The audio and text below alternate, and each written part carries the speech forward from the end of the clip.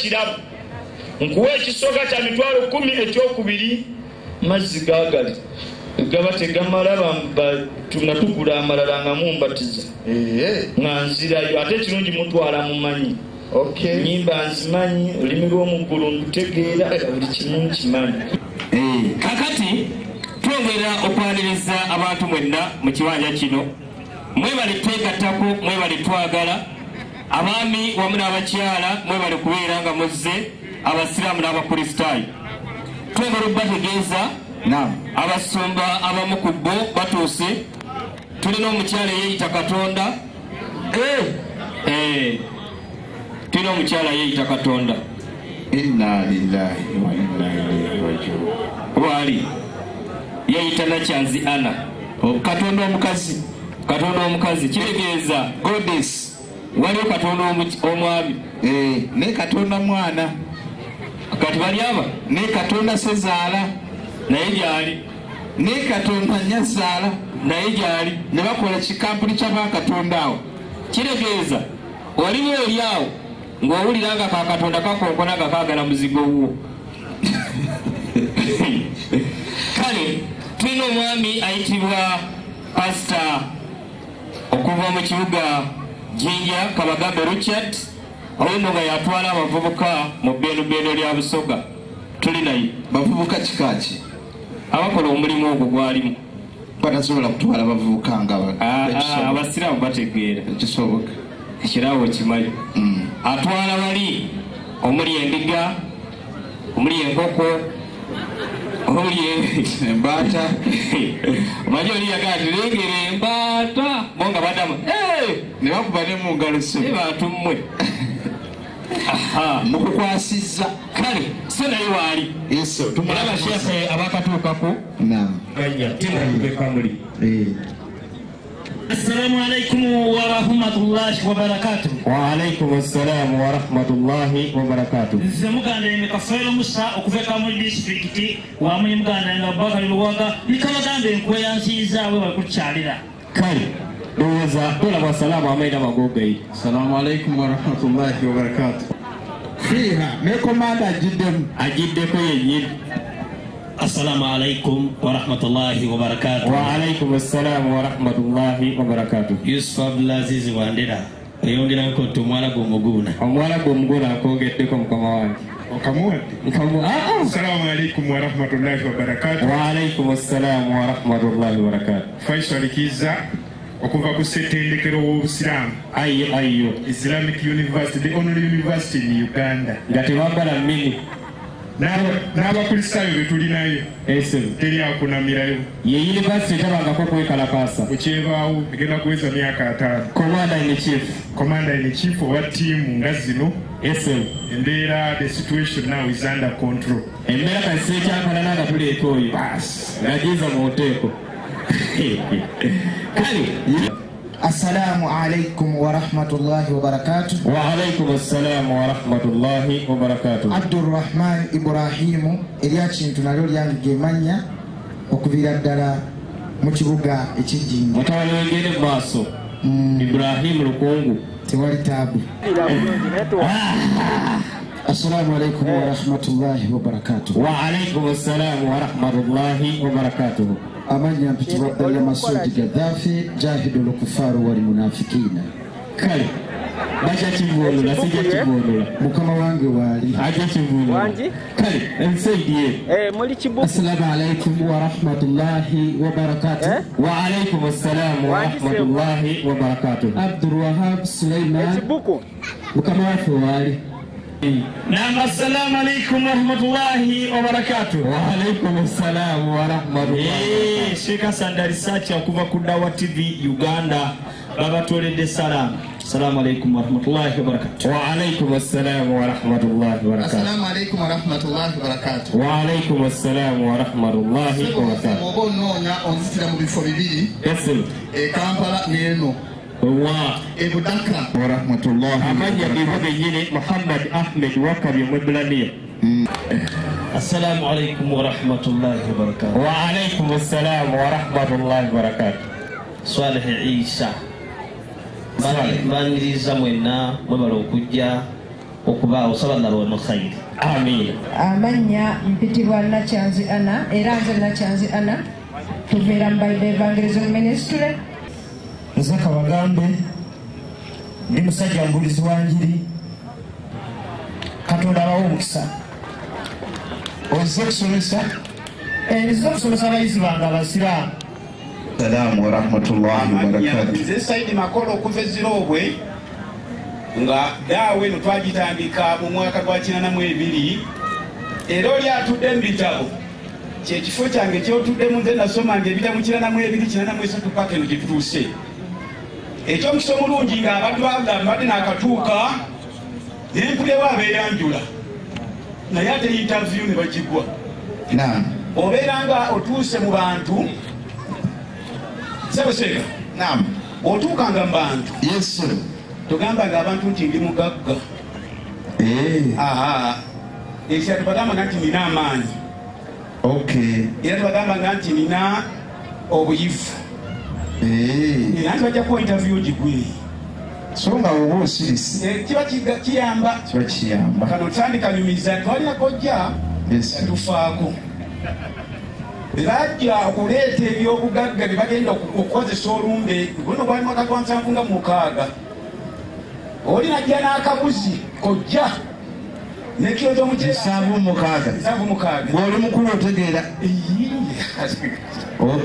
kakati wajja n'atugamba nti ndeese kiro ky'omukyere 5 era ndowooza ku bugagga wano mujja kunkubirako ne mu ngalo tuba twakamala okuba engalo ne wajjawo kojja omula n'aga nti ndeese ensawu z'omukyere 4 n'ente 2 zakwabya lumbe lwa taata wange kakati oli atukubye engalo ng'abayagadde okulaga owekiraataano ya rabbi bano era babadde beyanjula engalo z'omusajja omukulu oyo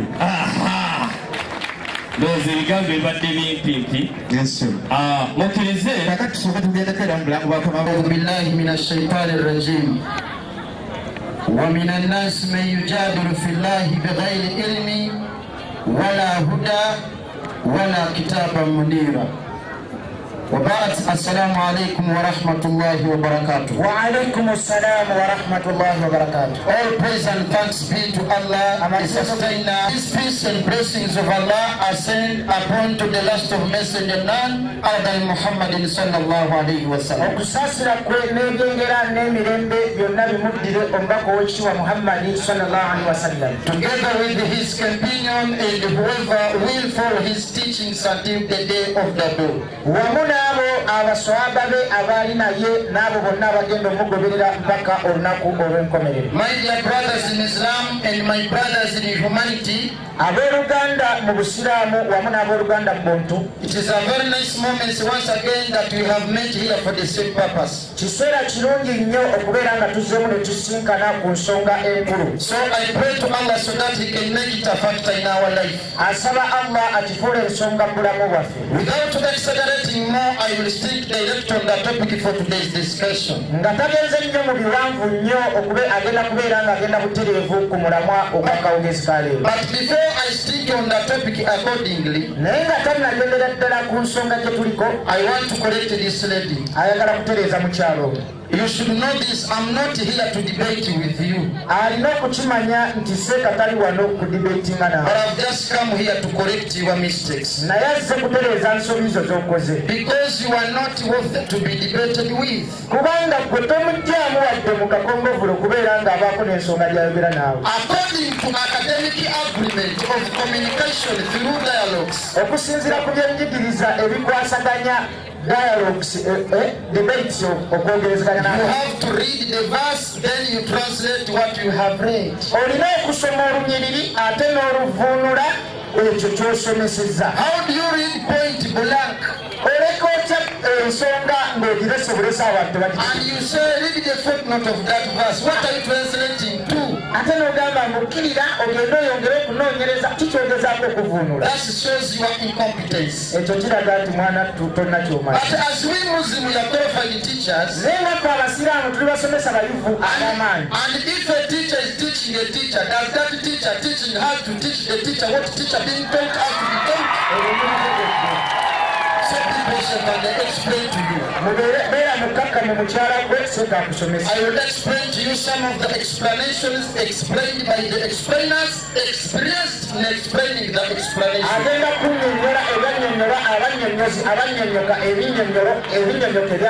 Because I know the disease you are suffering to. He is maricomaniac. He is maricomaniac.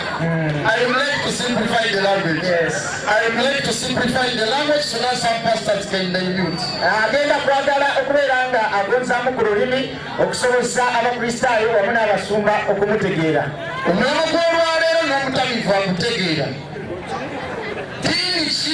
Katonda gyagenda okulabulirako abantu ku lunaku lw'enkomerero.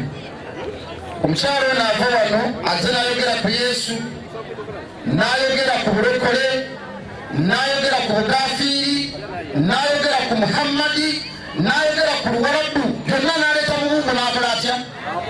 N'abikubaawo. Naye nze kuno omulama njagala gwanukulira mu ddakiika emu kwata n'ogwo Qur'ani eyo. Sura 14 aya 27 ndegera ki?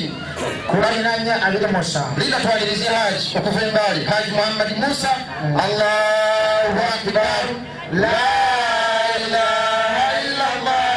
Allahu Akbar. Allahu Akbar wa lillahi alhamd. Talimuka msomaji. 14.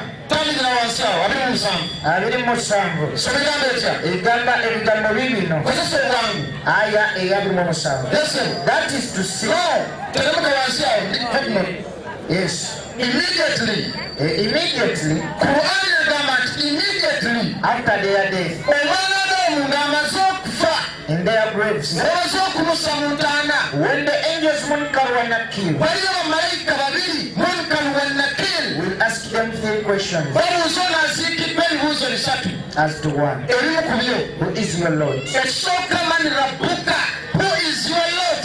What is your religion? Obadde osoma ddiini ki mu nsi? And lastly, ekibuuzo ekyokusatu. What do you say about this man Prophet Muhammad? Omusajja ono Nabbi Muhammad sallallahu omwogerako ki? Who was sent to you? Nabbi ono yatuma gye muli. The believers. Wuliriza answer. Qur'ani egamba nti the believers will give the correct answers. Abakkiriza bokka bajja kuwa answer nga ntuufu. Number 1. Etya? My Lord is Allah. Abakkiriza bakkiriza nga my Lord is Allah. Kwatamu. Buli ate bano ng'okkiriza Allah waliko omukono. Abo be bakkiriza. Genda mu maaso. Number 2. Ekyokubiri. My religion is Islam. Ekyokubiri. My religion is Islam. And the third one. Ekyokusatu. This man Muhammad. Omusajja ono Muhammadi. Peace be upon him. Okusaasira ebyera n'emirembe bibeere ku ye. Is Allah's messenger. Kwata mu buli ali wano ng'okkiriza Muhammad walika. Abo be bakkiriza kiri wansi. And he came to us. Ate ono Muhammad ye yajja gye tuli. With clear signs. N'omujulizo ogw'enkukunala. And we believed in him. Era twamukkiririzaamu. When the wrongdoers. Awo nno we wali penalty. Qur'ani egamba nti when the wrongdoers. Who believed not in the messenger, in the message of prophet. Abagaana okukkiriza obubaka bw'omubaka Muhammadi. Will not be able. Buli ali wano nga tokkiriza Muhammadi walika. Babu. Will not be able to answer what? To answer. Tebajja kusobola kwanukula. Any of those questions. Tebajja kusobola kwanukula ebibuuzo ebyo. Kati eddiini Katonda gy'agenda okulabulirako abantu. Ku lunaku lw'enkomerero ddiini ya buki? Ya busiraamu. Yenna yenna anaava mu nsi nga tasamuse. Yaleitaha 15 yangwako kwata omuganda. Egamba bweti. Rubama yawaddu alladhina kafaru law kanu muslimun. Dhalhum yaakulu wa yatamattau. Agamba atya? Egamba bweti. Etya? Kyaddaaki abo bonna abaakafuwala. Kyaddaaki abo bonna abaakafuwala. Ku lunaku olw'enkomerero. Ku lunaku olw'enkomerero. Alyegomba nti. They will regret. Bajja kwejjusa nga bagamba nti. Singa baali basiraamu. Kale singa twali basiraamu. Kiriragamanye. Qur'ani egamba nti dhalhum yaakulu. Bannaye mulye. Beyagale. Mulye nnyo embizzi mulye n'ennyindo. Omululu gubalabankanye. Omululu gubalabankanye. Kyaddaaki balimanya. Naye nga si mululu ekikuliisa embizzi nolya n'omuguwa kiki? Simanyi nakumanya n'ebyenda. Nolya n'ebyenda. Qur'ani okuyisa mululu. Nnyo. Kati ku lunaku luli olw'enkomerero bajja kwejjusa nti kale singa twasiramuka. Kati nga tamanyawo kutuuka ku lunaku luli kwejjusa ke kaseera k'olunaku olwaleero bakole ki? Bamanye. Omukyalo ono abadde wano n'aleeta Qur'ani. 10 ageresi nayagala lowoozesa abantu ti Qur'ani ebagambye kulokoka naye bannaye Qur'ani etugamba okulokoka mwe mulokoke abasiraamu tuleme kulokoka owaayi Senayi egamba ekigamba bweti etya gamba nti tebyenkanankana ekibi n'ekirungi kirira newankubadde nga bikwewunyisiza obungi bw'ekibi ndiye baba kale mutye Katonda ow'ekitiibwa mutye Katonda ow'ekitiibwa abange mmwe bannannyini magezi amalamu tasoose kunnyonnyola awo mutye Katonda ow'ekitiibwa abange mmwe bannannyini magezi amalamu mulyoke mulokoke ono bwe bamugamba nti limanyi wotameroni ojja kugaggawala adda mu tawuni kuzunga nga nti ngaggawadde inna lillahi wa inna ilaihi rajiun kulani bantu mulyoke waliwo ebiteekeddwa osooka okukola ki okukolebwa byoteekeddwa okukola omuli okukola ki biri tandika kunyiwa kusatu Qur'ani Allah yagamba ki Allah agamba bwati ow'ekitiibwa byoteekwa okukola bino olyoke nga Qur'ani bwegambye yesu yangu akoseeka mu University Quran tambula egamba ekyo Allah agamba abo abakkiriza Qur'ani yagamba nti abo abakkiriza ne bakakasa ne batalabako ne bakakasa ne batalabako ne bayimirizaawo essola mu bujjuvu nga basaala essola ettaano ne bagaba nga bajjamu ebyo bye tubagabidde ne bagaba nga bajjamu ebyo bye tubagabidde era abo abakkiriza ebyessibwa gy'olidde Muhammadi kambalabe abakkiriza ebyessibwa ku Muhammadi abo abasiba ebyessibwa ku Muhammadi ne balikkiriza n'ebyo ebyessibwa oluberyeberyeru n'ebyessibwa ku bannabbi bali ba Musa n'abalala akkirira era ne babeera nga bo bakakasa enkomerero obulamu bw'oluvannyuma nga bakkiriza nti yawulkiyama eri egenda kuyimirirawo abo we bali ku buluŋŋamu Kurani egamba nti abo be bali ku buluŋŋamu obuva eri mukama waabwe oluva eri mukama waabwe era abo be b'okulokoka ng'ono agamba nti be balokose bakkiriza mwana inna lillahi wa inna ilaihi rajiun abasiraamu tebalina okweyita balokole nga bw'ovaayo otagaloga nti kati tukoze eki kubanga bagambye kulokoka n'omutunuulira naye bayibuli agamba etya ekiro kyalo kye 7:10 bikulesabo kyengeri bayibuli bano ne bamanya 7:10 engero yangwako bayibuli egamba etya kantukewo era mbadde awo ng'atudde nga mutunuulidde bagamba batya 7:10 engero egamba etya yalugera bw'ati somi kiwandiiko kale raba ne bamusisinkana omukazi nesisinkana omukazi ng'ayambadde ebyambalo eby'obwenzi genda mu maaso era ow'omutima omugerengetanya alina omutima mugerangatanyu omukyalo oyo muyombi omulabi era mukakanyavu ebigere bye tebibeera mu nnyumba ye oyali badde ali waka kufumbira baana oluusi aba mu nguudo abeera mu nguudo oluusi mu bifo ebigazi mu kifo ky'okubeera ekafumbira abaana era omukyalo oyo ategeera ku buli muguukiriro abo bayibuli yabamanyi abakyala muddu eyo bateekeddwa kubeera mu maka gaabwe yiri waka bavayo bawusungirazungira mu bantu kubeera nga batabanya bantu seeta nga tugenda mu maaso agenze n'agamba nti kati bo basiraamu mbuzi n'agamba nti bo abalokole kiki ndiga akiwulidde mpanikiraako ngaokiwulidde kino kankimunnyonnyole fe abasiraamu tuli baddu bani ba Allah tetuli mbuzi kati mumubeere endiga kati fe abaddu ba Katonda bayibuli yatugamba etya 5:13 Isaaya yanguwa Katonda agamba bw'ati tukalina bayibuli fe abaddu ba Katonda bayibuli yatumanya agamba etya Katonda agamba atya laba tukayo kwanza 65 bayibuli kati bwati bwayogera Mukama Katonda otuseyo 65:13 Isaaya egamba nti bwati bwayogera Mukama Katonda bayibuli egamba nti bwati bwayogera Mukama Katonda nti laba abaddu bange balirya buli muddu walikako abo bayibuli egamba nti abaddu bange balirya naye mmwe muli lumwanjala genda mu maaso laba abaddu bange balinywa bayibuli egamba nti laba abaddu bange balinywa naye mmwe muli lumwa nnyonta naye mmwe muli lumwa ennyonta abaddu bange balisanyuka laba abaddu bange balisanyuka naye mmwe muliswala naye mmwe muliswala kati ku lunaku luli mujja kuswala nga ffe Katonda atugambye atya 6 sura Zukhrufu suratu Zukhrufu 4:3 egamba bw'eti ya ibadi tukeseeka Allah agamba atya olunaku lw'enkomerero esebo Katonda alikoola abo bonna abamutyanga ku nsi Katonda agenda kwolala abo bonna abamutyanga ku nsi abanga abaddu bange abasiraamu tuli baddu ba Katonda ati Katonda agendaga nti ya ibadi abanga abaddu bange abawulize genda mu maaso temulina kutyama olwaleero la khawfun alaykum temulina kutyama olwaleero era temuli mwe bakunakuwala wala hum yahzanun era temuli mwe bakunakuwala abakkiriza ebigambo byaffe alladhina amanu biayatina abo abakkiriza ebigambo byaffe ne babeera abasiraamu abeewaayo gye tuli. njagala kulaba buli musiraamu ali wano nga wakkiriza Allah abo kurani begamba ne babeera abasiraamu abeewaayo nga basiraamu abasaala essola ettaano ne bakola emirimu gya Allah kiraseeka Allah ajja kubagamba nti muyingire ejjana. Allah agenda bagamba nti muyingire ejjana ennyumba ey'emirembe. ennyumba ey'emirembe mwe abasajja antum wa azwajukum tuhbarun mwe abasajja ne bakyala bammwe mwe abasajja ne bakyala bammwe nga mweyagala. abo kati eyo eddiini yeyo Katonda gyagenda okukola ki okulamulirako abantu ku lunaku lw'enkomerero kwatenda mu Qur'ani eyo sura ya 3 aya 5 wansi awo ne Yesu Kristo bwe kuli bakudda eddiini gyagenda okuddiramu ne mumuyimba ne mumusinza ne mumusaba naye nga Yesu bwe kuli bakudda ajja kuddira mu ddiini ya Busiraamu n'emirimu egigenda okuzza Yesu okukola kiri awo Qur'ani ekireetereeta egamba etya 5 wansi awo egamba bweti etya egamba bweti. naam nabekyo bya Abu Huraira. Abu Huraira atugamba atya Allah azimessenja say omubaka wa Allah Muhammad sallallahu yagamba by him nga yeerayirira in whose hand my soul is. Muhammad yagamba nti ndayidde Katonda oyo awanidde omutima gwange mu mikono kye. Surely Jesus the son of Mary Surely Jesus the son of Mary Yesu Kristo mutabani wa Mariam will shortly descend amongst you Muslims.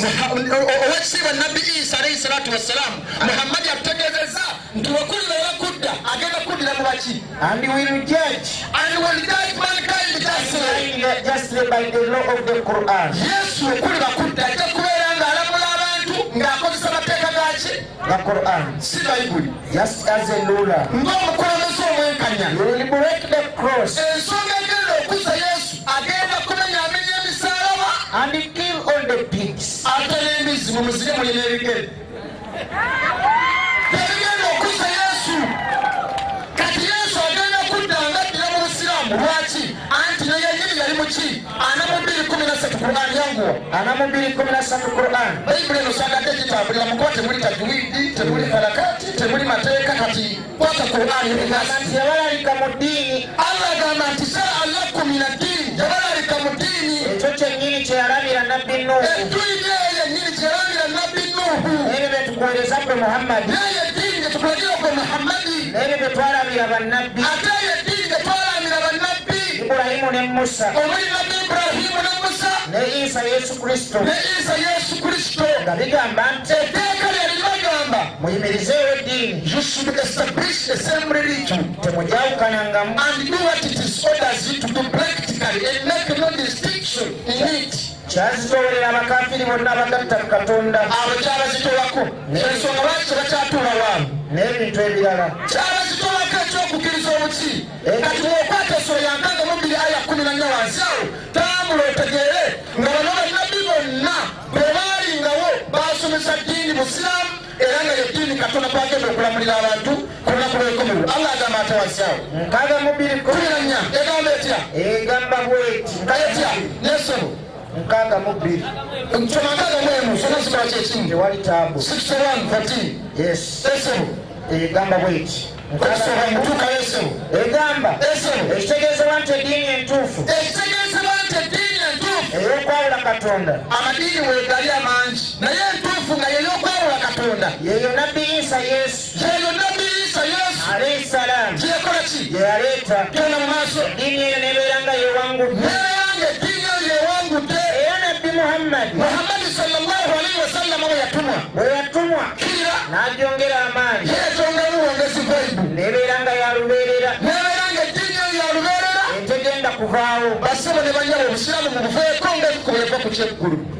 kubanga lwabalemanga bebulira hali akyaliwo ne tata wamwe sheitani Obusiraamu bwabalema kati bwemukubako ekifo temujja mumusobola gera mu maaso babwesonera eddala babesonera eddala naam okutuusa ensi lw'eribengera. okutuusa ensi lw'eribeyengera nabbi sallallahu alaihi wasallama yagamba nti era nga nabbi Muhammadi sallallahu alaihi wasallama bwe yagamba nti ekibiina ekiri ku mazima ekibiina ekiri ku mazima kigenda kuvaawo okutuusa Katonda bwalikola ki bwalireeta ekiragiro kye. ekibiina ekiri ku mazima tekigenda kuvaawo okutuusa Katonda lwalireeta ekiragiro kye ekyensi genda mu maaso okuvaawo n'ebigiriko genda mu maaso era nga nabbi Isa awo nayagadde era nga nabbi Isa alayhi salaamu Yesu Kristo esabo bwe yagamba mutabani wa Mariyamu bw'alikka bw'agenda okukka abeere omukulembeze omwenkanya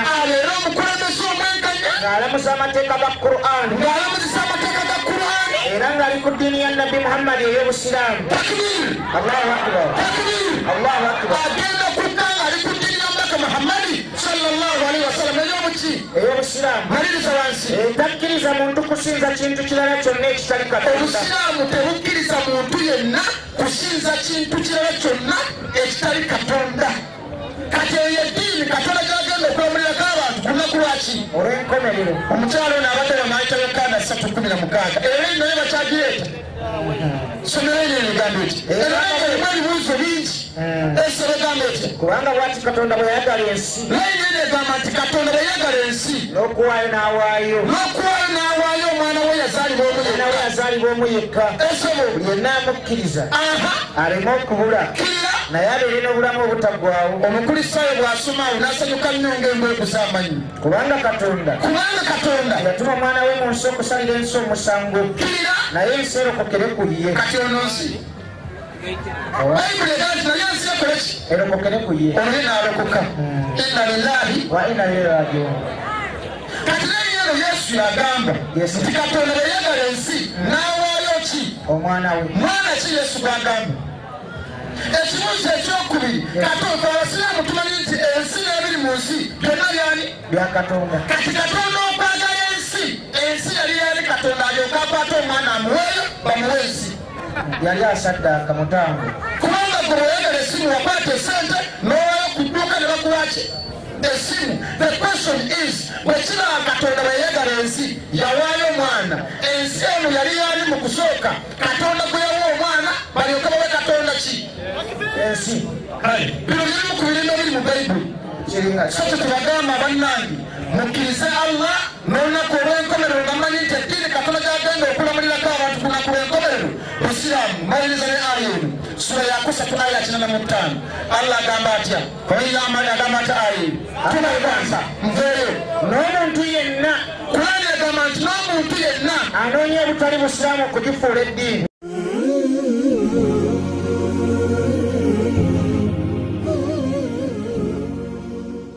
falan yuqbala minhu tegenda kukkirizibwa okuva gyali naye ku lunaku lw'enkomerero ne ku lunaku olw'enkomerero aliba wamu bafaafaganiddwa bwe kanaatanda n'afa nga tosiramuse obatumiranga mu muliro. Assalamu alaikum warahmatullahi wabarakatuhu. wa alaikum assalaamu warahmatullahi wabarakatuhu. Wa alaikum assalamu warahmatullahi